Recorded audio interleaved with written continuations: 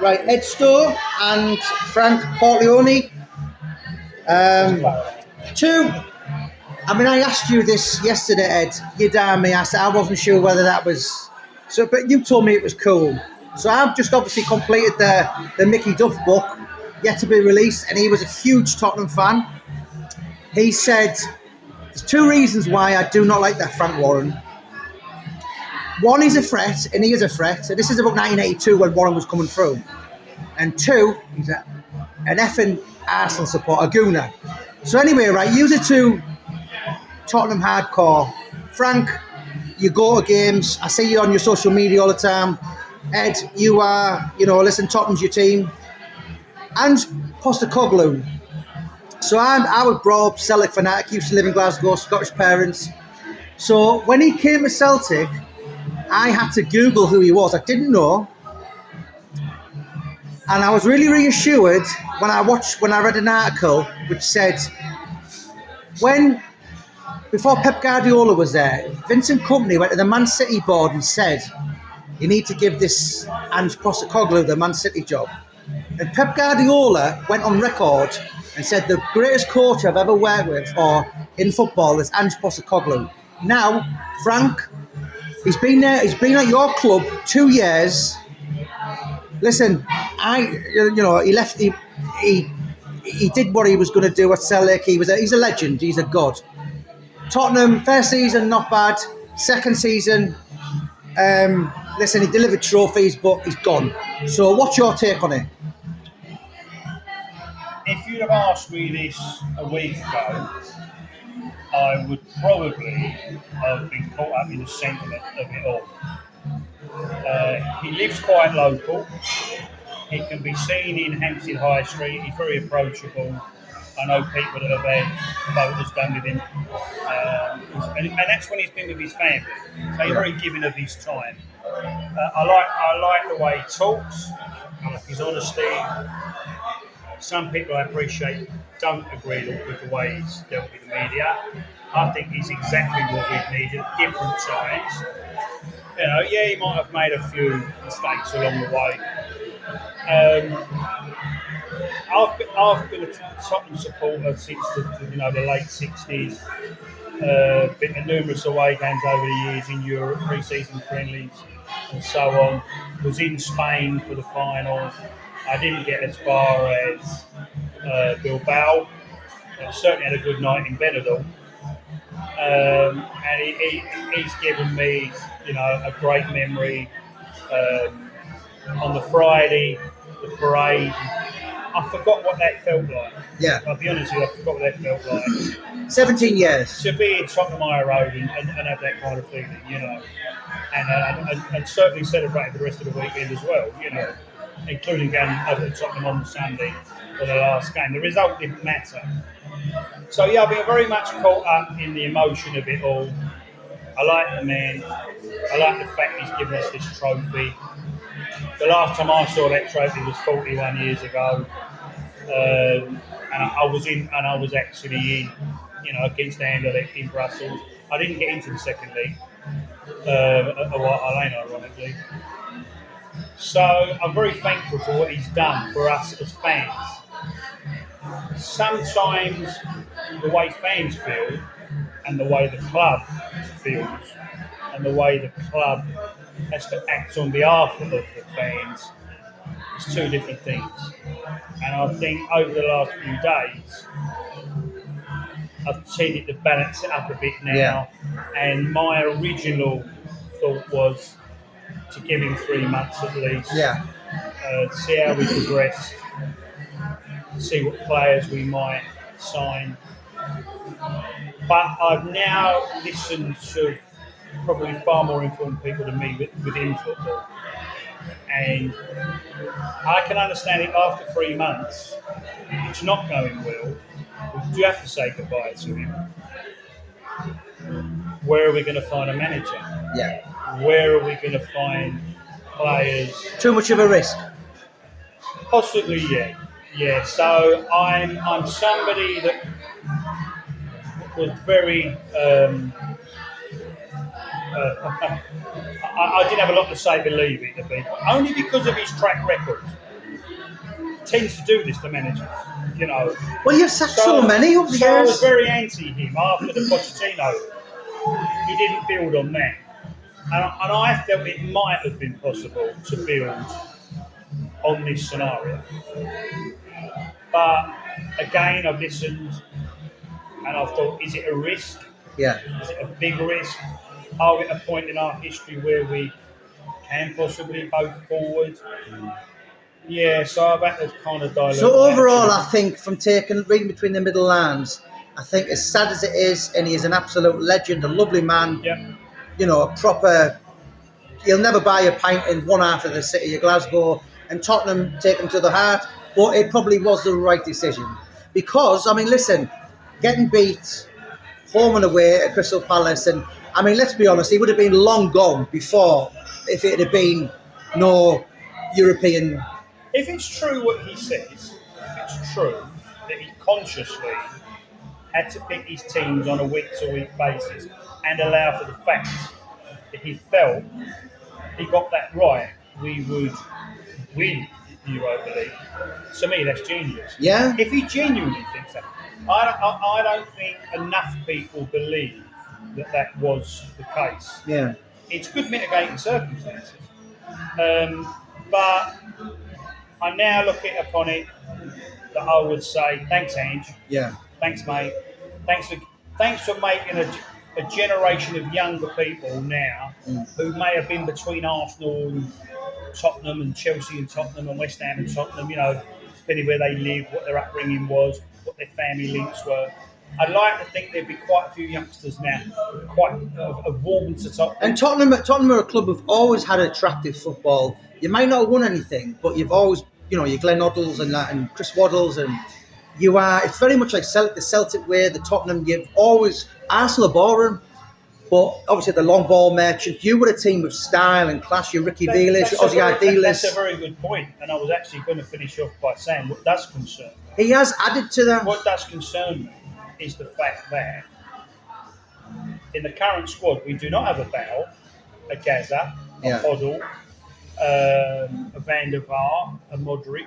You know, we definitely do not have that class of player anymore. And I'm not being disrespectful, you know, to Bergvall, mate. Turned out to be a great investment. Madison, you know, Kubiceski.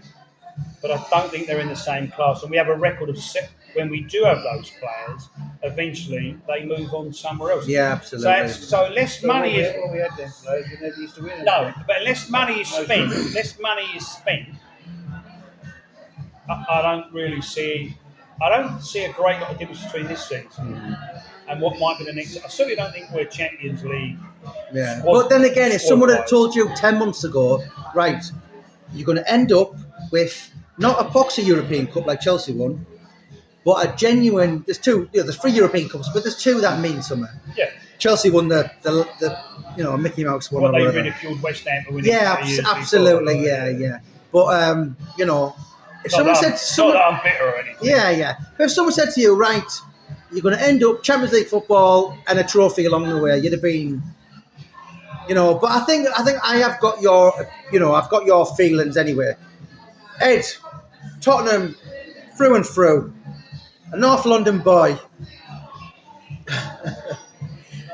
Come on, what's your take on it? That's where you was born in. Yeah, you've got a far more negative approach to it. Yeah, look, I do quite like Postecoglou.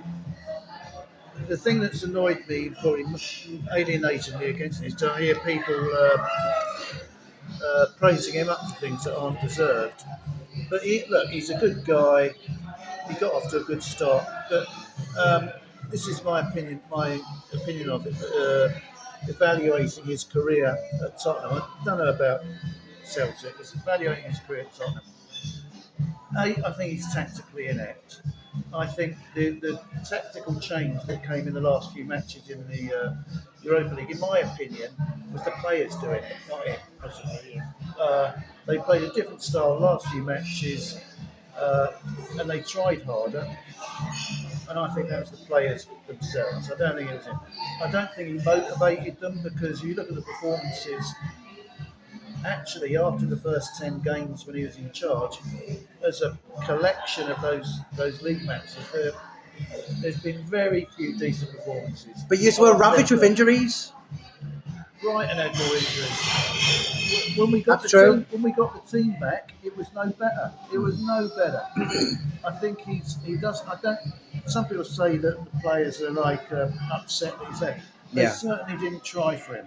They certainly won't. If they were trying, it's a damning indictment on their capabilities. Here's my missus said the same.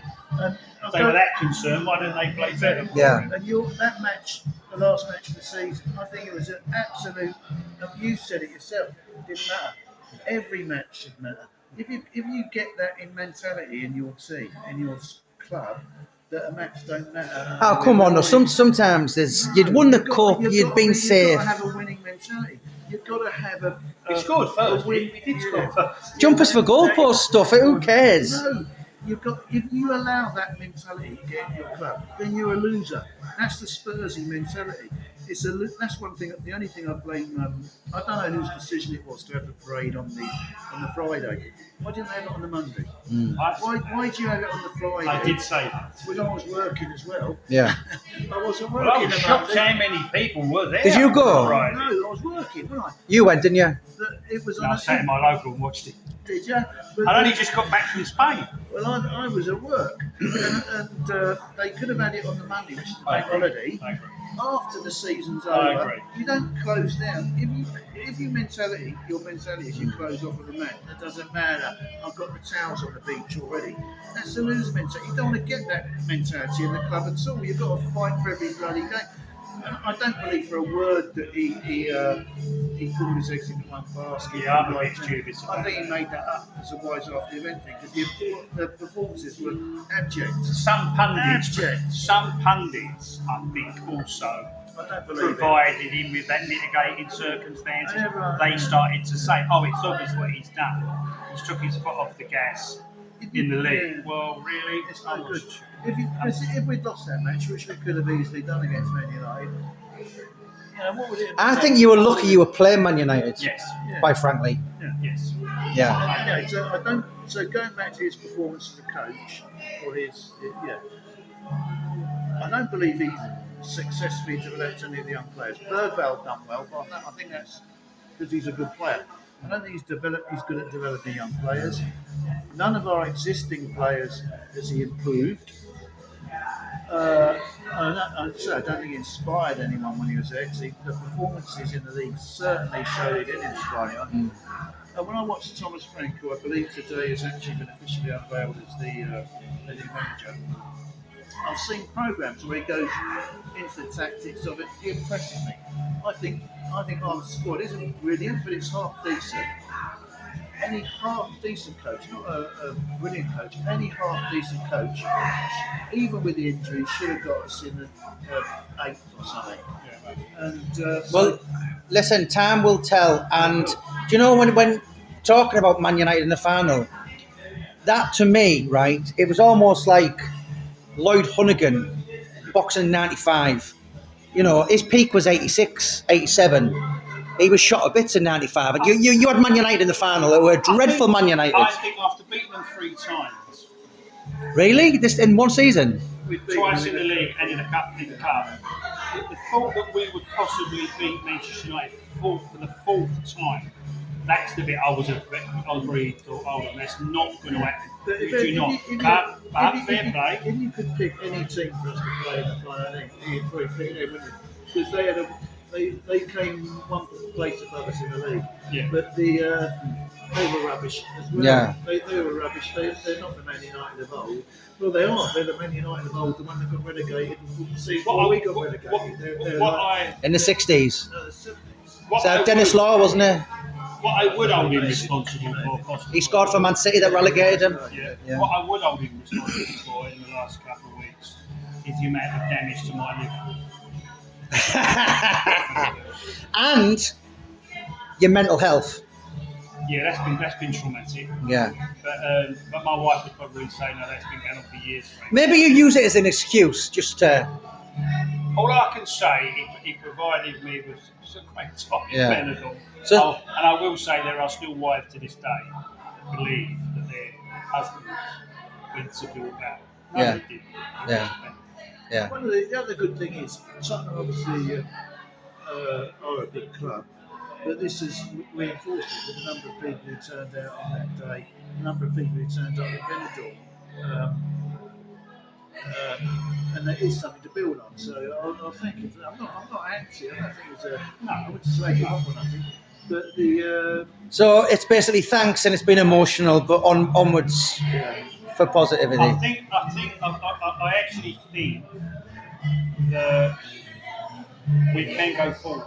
I Yeah. actually do think, but my proviso is one of please, Mr. Levy, do not do what you did in the case of Postecoglou. You know, you're once again you're picking the manager. It's ironic, you know, that you don't seem to accept that you hired these people, but you don't take responsibility for when you sack them, when it all goes wrong. So I'll give you a little bit of grace. You're picking who you want now. Again, please give him the adequate funds. I'm not saying extravagant, adequate funds to let him do a job of work. And Ange Postecoglou will get a job pretty quick, I think, in football. Yeah. I don't think he'll get in the There's lots of Premier great League. restaurants, really. Yeah. He'll get a team in Europe somewhere. I don't think he'll get a Premier League team. To be honest. Yeah. But, Right, guys. Thank you so much. And in Ange we trust. I think he's a god, an absolute lovely man. And do you know what? These feelings, Yeah. big feelings. Do you know what? Brendan Rodgers said, "I'm going to have 3 years." Basically, what I want is Brendan Rodgers to have one more season. What he said he's going to do.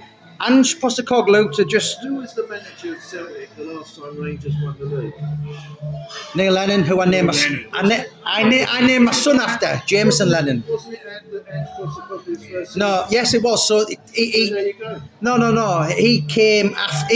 Ange stopped the rot at Celtic Park. So the man is an absolute god.